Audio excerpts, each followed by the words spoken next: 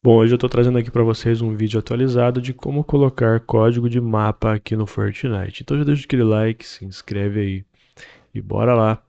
Bom, talvez você não saiba, mas nem todos os mapas de Fortnite aparecem aqui para você jogar. Na verdade, uma minoria aparece aqui. Parece que tem muito, mas perto do que existe, isso aqui é minoria.